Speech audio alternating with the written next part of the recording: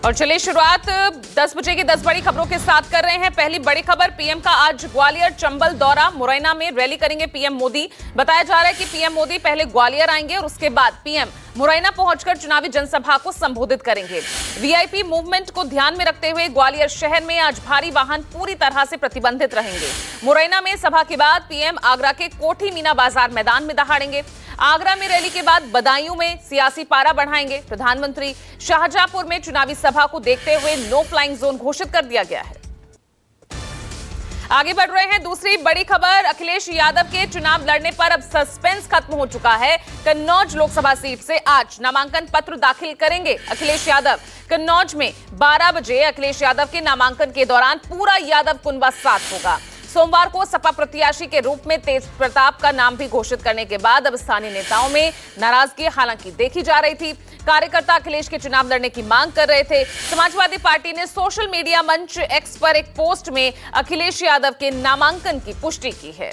आगे बढ़ रहे हैं तीसरी बड़ी खबर के साथ, शरद पवार की एनसीपी आज घोषणा पत्र अपना जारी कर चुकी है। पुणे में मैनिफेस्टो के साथ ही पार्टी का नया गाना भी लॉन्च किया गया। वहीं दूसरी ओर एनसीपी अजित पवार खेमा ने अजित पवार की मौजूदगी में ही हाल ही में अपना घोषणा पत्र जारी किया था। अब अजित पवार की पार्टी का घोषणा पत्र का जो एजेंडा है समावेशी और प्रगतिशील विकास पर आधारित है। घोषणा पत्र में एनसीपी ने यह सुनिश्चित किया है कि वो महाराष्ट्र के पहले मुख्यमंत्री यशवंतराव चौहान के लिए भारत रत्न की मांग करेगा।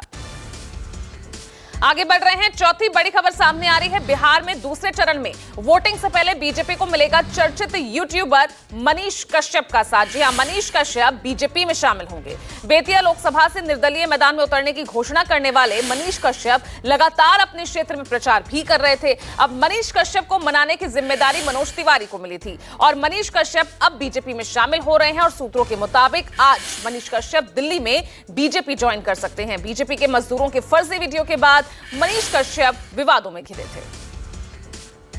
आगे बढ़ रहे हैं, अगली बिग ब्रेकिंग सामने आ रही है। पांचवी बड़ी खबर, दिल्ली से जहां दिग्गजों का प्रचार लगातार जारी है। नई दिल्ली लोकसभा सीट से आप उम्मीदवार सोमनाथ भारती ने प्रचार के दौरान कार्यकर्ताओं के साथ प्रदर्शन भी किया।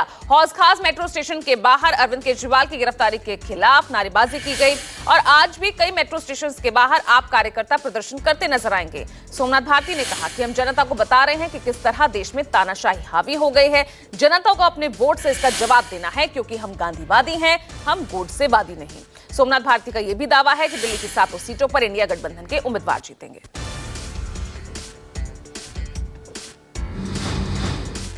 आगे बढ़ रहे हैं, छठी ब्रेकिंग, पीएम मोदी को चुनाव आयोग से क्लीन चिट मिल गई है। पीएम के खिलाफ आदर्श आचार संहिता उल्लंघन की शिकायत मामले में चुनाव आयोग का पहला फैसला सुनाया गया है और चुनाव आयोग का मानना है कि यूपी की पीलीभीत वाली रैली में राम मंदिर और करतारपुर कॉरिडोर का जिक्र चुनाव आचार संहिता का उल्लंघन नहीं है।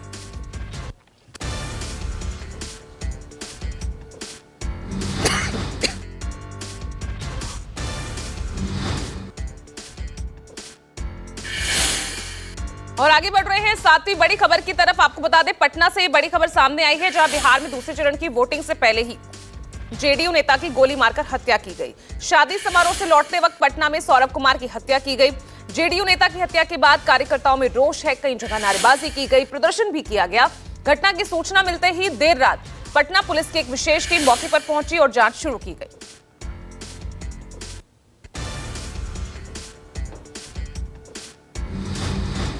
आगे बढ़ रहे हैं, आठवीं बड़ी खबर, निजी संपत्ति को लेकर आज सुप्रीम कोर्ट में सुनवाई है। प्राइवेट प्रॉपर्टी पर समुदाय या संगठन के हक मामले पर सुनवाई कोर्ट तय करेगा कि संसाधनों के सामुदायिक स्तर पर जायज बंटवारे के लिए निजी संपत्ति ली जा सकती है या नहीं। आपको बता दें, सुप्रीम कोर्ट की 9 जजेस की बेंच सुनवाई कर रही थी। सुप्रीम कोर्ट के सामने यह कानूनी सवाल है कि क्या प्राइवेट मालिकाना हक वाले संसाधनों को समुदाय का भौतिक संसाधन माना जा सकता है। आगे बढ़ रहे हैं, 9वीं ब्रेकिंग के साथ, गुजरात में एक साथ 9 हत्या करने वाले आरोपी की 23 साल बाद गिरफ्तारी हुई है। 23 साल से फरार चल रहा था आरोपी अर्जुन पुरी। पूर्वी कच्छ में पुलिस ने जाल बिछाकर भेष बदलकर आरोपी की गिरफ्तारी की। पुलिस आरोपी के पास भैंस व्यापारी बनकर पहुंची और 23 साल से पुलिस को चकमा देकर ही फरार हो जाता था। पुलिस ने बीती रात 3 बजे गिरफ्तार किया है और पुलिस के मुताबिक साल 2001 में कच्छ के रापर तहसील में अर्जुन कोहली ने 9 लोगों की हत्या कर सामूहिक हत्याकांड को अंजाम दिया था।